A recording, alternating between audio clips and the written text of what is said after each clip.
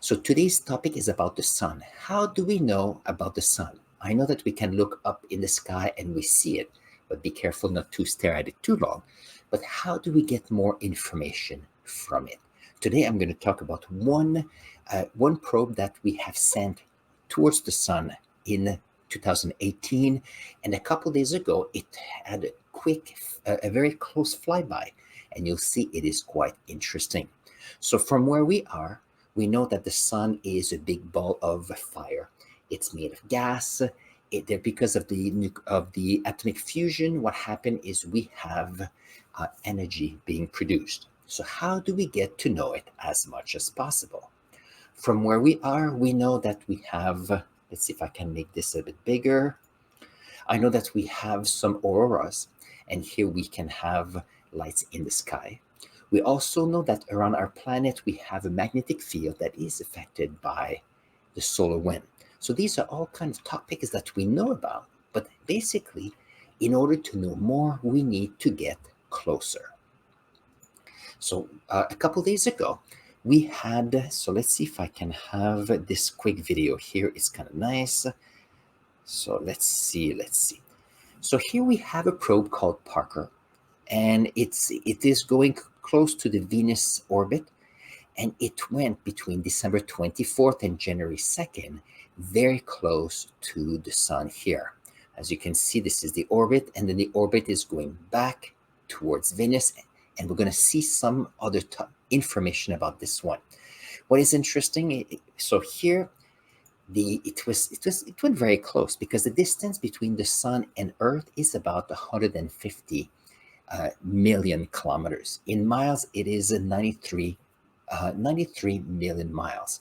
But here we had the probe that went to about 7.25 million kilometers from the sun. I know that some people like to work in miles, so it's at 4.5 million miles. Very, very close.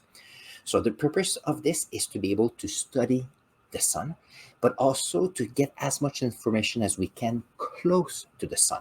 So this is kind of interesting because a lot of researchers are using the information from that probe to get to know more about our sun.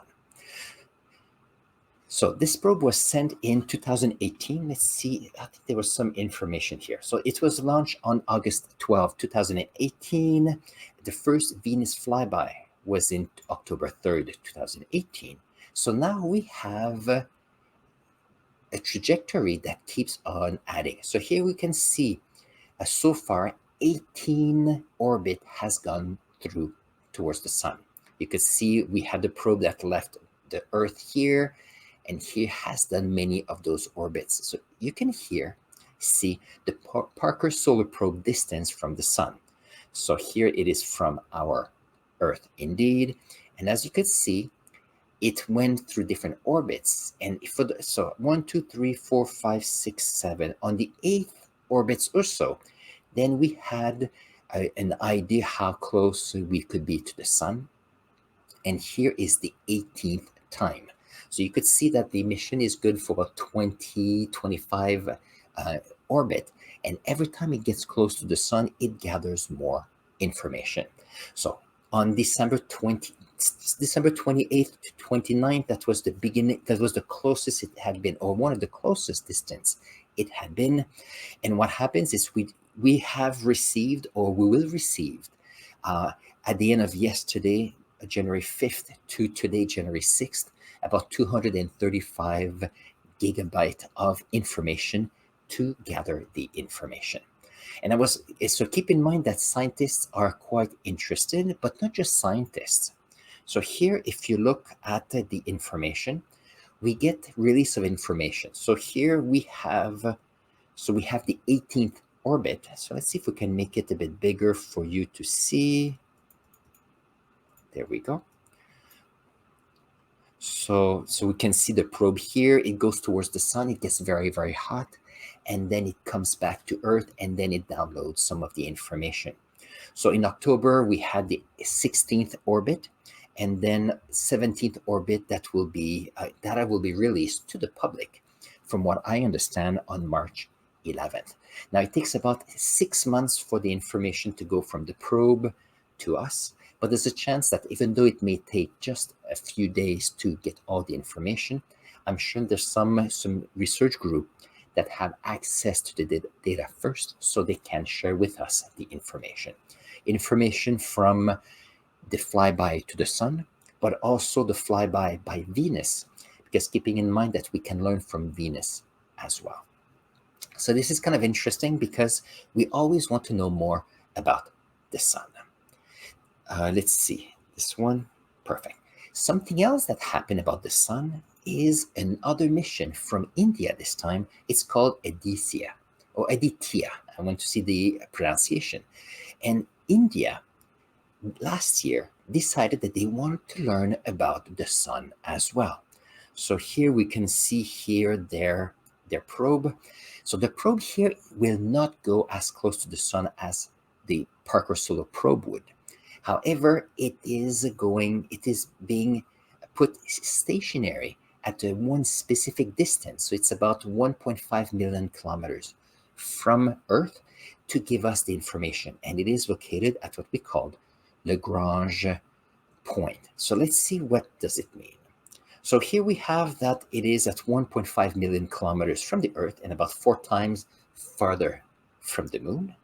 And let's see if I can see some of the information. So today, so a few hours ago, because that was in India, and from here, we learned that the probe is now located where it's supposed to be.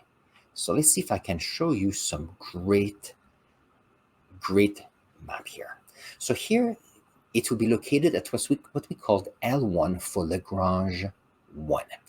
Now, Lagrange 1, the interesting point is that if you have the Earth here and you have the sun at this point, this is the point where the attraction of the Earth and the attraction of the sun, due to their gravity, is at it's almost canceling each other. So that makes this point a good place where there's very little gravitational pull on the probe, and it's a great place for it to be stationary and giving the information we need. Now, it's not going to be stationary at one point, it's going to be orbiting this point right here. The reason for that is that many other probes are at this location, so they're looking for a good place to be.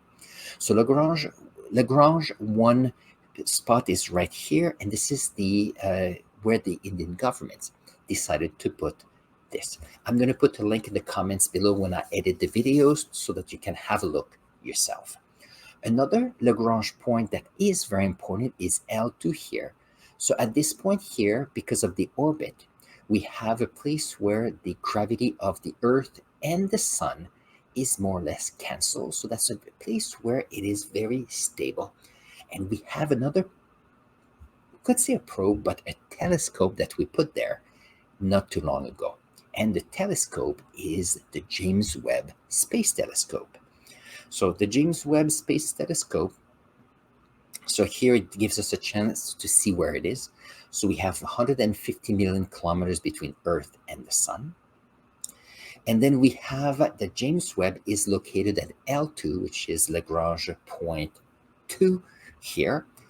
And it is about 4 times the distance of the moon. And here there's an amazing video that I want to show you. So let's see if we can make it bigger so you can see. Perfect. So you could see that here, the James Webb Telescope is at Lagrange 2. It's the point where L2 is, and it's going all around this orbit.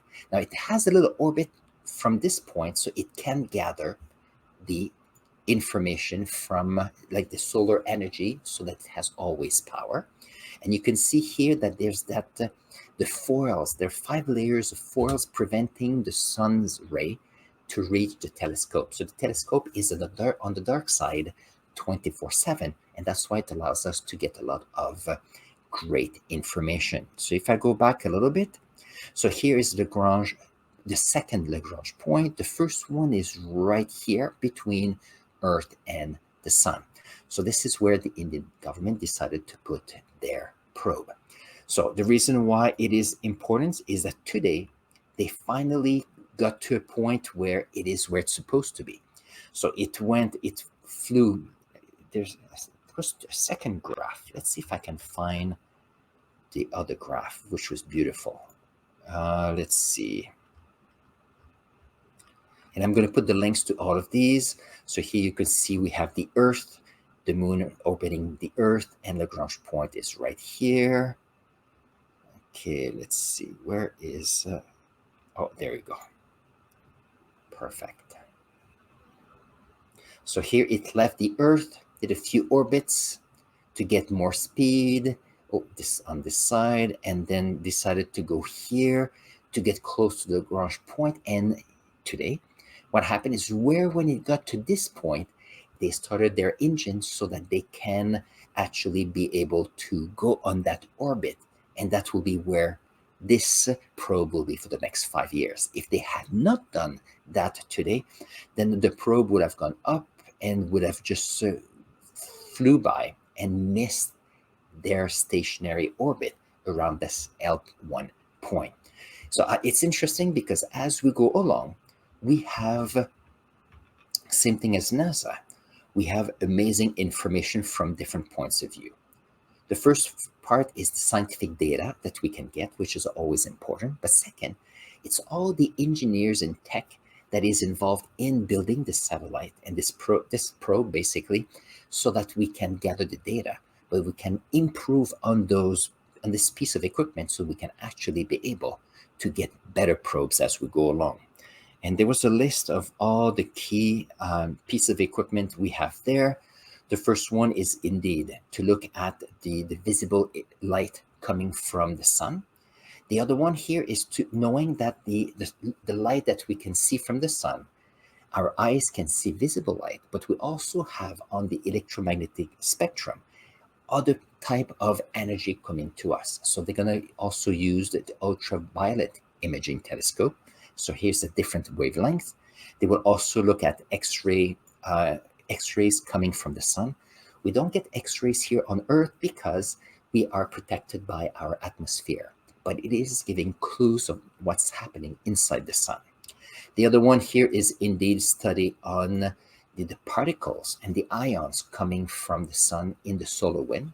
A lot of things we can work with, and they will also study the magnetism of the sun. So these are all equipment that will be part of this mission. Keeping in mind that this information, so this probe was sent in September of last year, and they just were able, so today's January 6th, to give us a good idea of what was happening.